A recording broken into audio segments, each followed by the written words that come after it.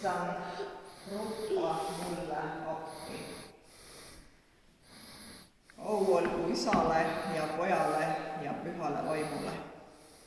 Nõnda kui alguses oli, nüüdki on ja jääb igavesest ajast igavesti.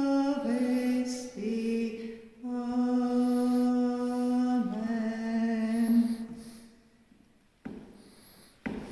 Armas Kristuse kogudus, paneme tähele Jumala sõna. Esmalt Jesaja raamatust 59. peatükist, salmid 20 ja 21. Aga issand ütleb Siionile, üleastumisest pöördujale Jaakobis tuleb lunastaja. Ja niisugune on mu leping nendega, ütleb issand.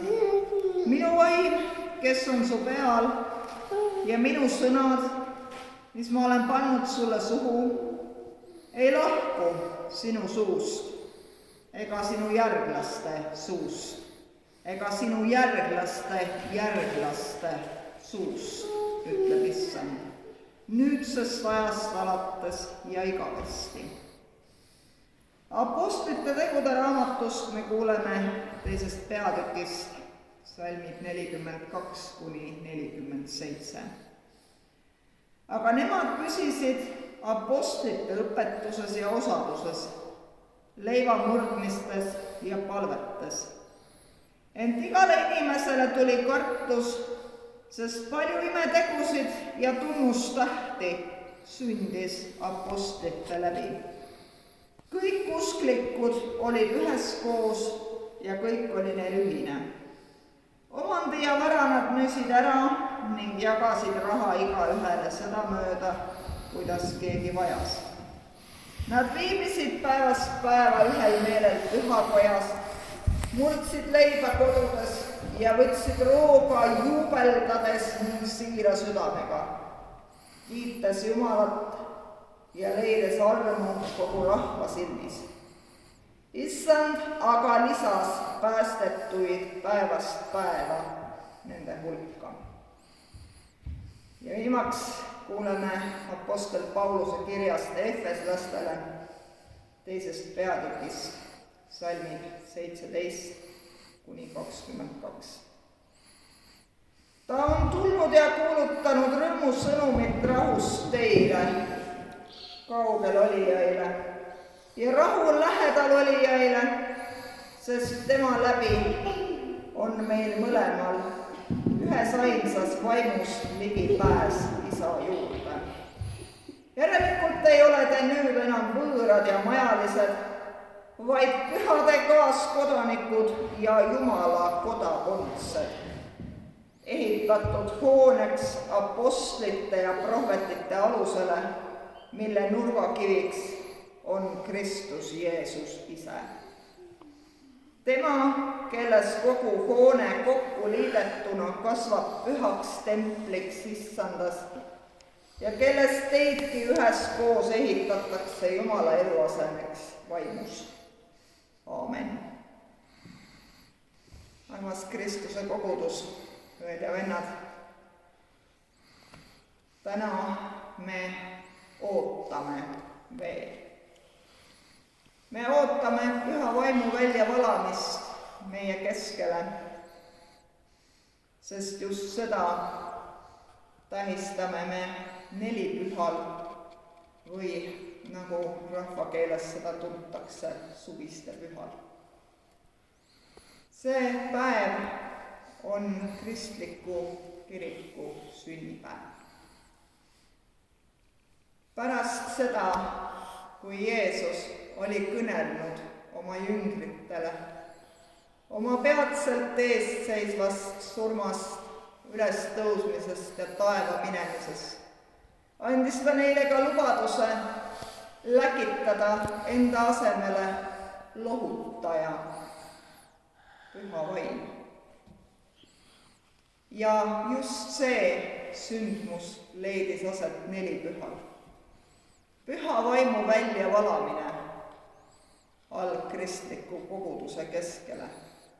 Nende samade lihtsate meeste ja naiste, kalurite, põllumeeste, isegi maksukogujate, nende ühiskonnas põlatute, kõige nõrgemate, kõige hukkamõistetumate keskele, kes olid ometi tundnud Jeesuses ära tõelise Jumala ja hoidnud tema ligi. Nende samade lihtsate, siiralt uskuvate inimeste keskele tuli püha vaim ja see sündis nelipühal.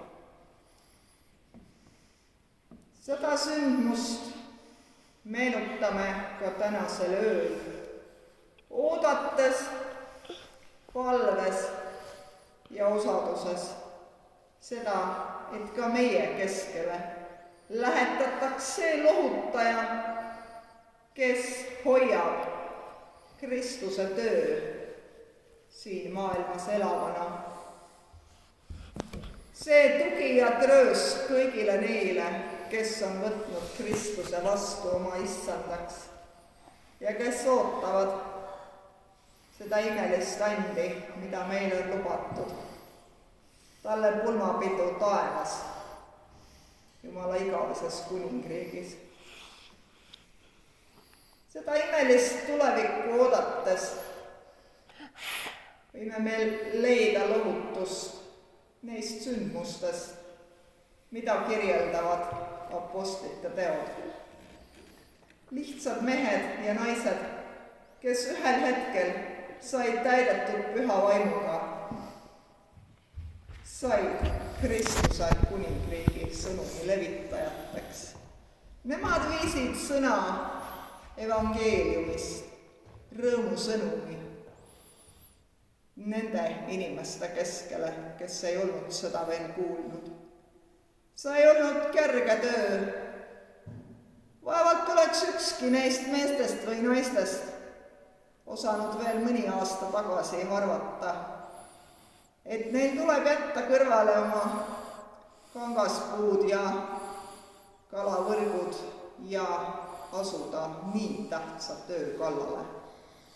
Ometi olid nad saanud Jumalalt selleks mitte üksnes kutse, vaid ka varustuse, millega seda tööd teha.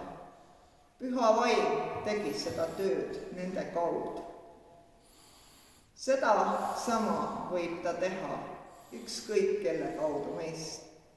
Sina ja mina ja kõik meie koguduse liikmed, iga kristlane siin maailmas, ükskõik kui kauges paigus, on Jeesuse kuningriigi sõnumi levitaja. Mitte üksnes selle kuningriigi kodanik, mitte selle pärija, vaid ühtlasi ka kohustatud seda sõnumit edasi kandma. Olgem siis tänasel ööl, oodates püha vaimu tulekut meie keskele, ühtlasi tulivil valmisolekut, võtma vastu see and ja see kohustus ja see eesõigus. Olgem valmis olema Jumala sõnumi levitajateks maailmas, tema riigi töötegijateks. Aamen. Ja me palvetame.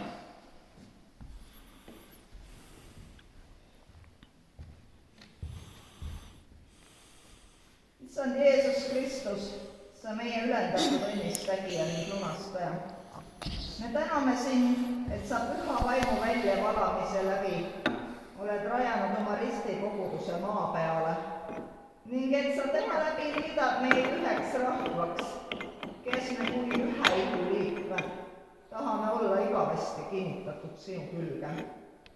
Me palume sind, valgusta tema läbi ka meie südameid ja sütita need harguseks, armastuseks, sõna kuulmiseks ja alaliseks Jumala kiituseks. Õpeta meid kindlasti kindlasti seisma sinu rahvana, tõetunnistusse jääma. Täida vaimu tulega kõik oma sulased, et nad tulise südame ja rõõmsa suuga sinu püha evangeeliumi kuulutaksid. Ja kui meie lahkumise tund kätte jõuab, siis tunnistagu sinu vaim ühes meie vaimuga, et me Jumala lapsed oleme ja ava meie ees taevase Jeruusalemma uksed, kus sind, Isa, Poeg ja Püha Vaim palgest palgesse näeme, teenime ja austame. Ja Jeesuse õpetatud sõnadega me palume. Meie Isa, kes sa oled taevast, ülitsetud olgu sinu nimi, sinu riik tulgu, sinu tahtmine sündigu, nagu taevas, nõnda ka maa peal.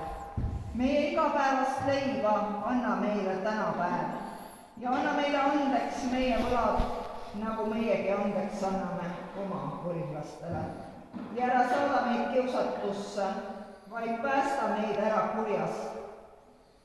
Sest sinu päralt on riik ja vägi ja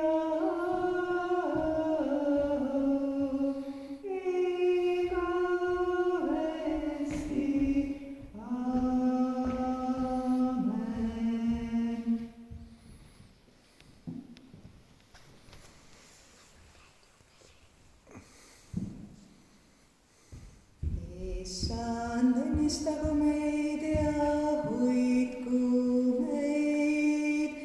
Issand, lasku oma pale paista meie peale ja olgu meile armuline. Issand, tõstku oma pale meie üle ja andku meile rahu.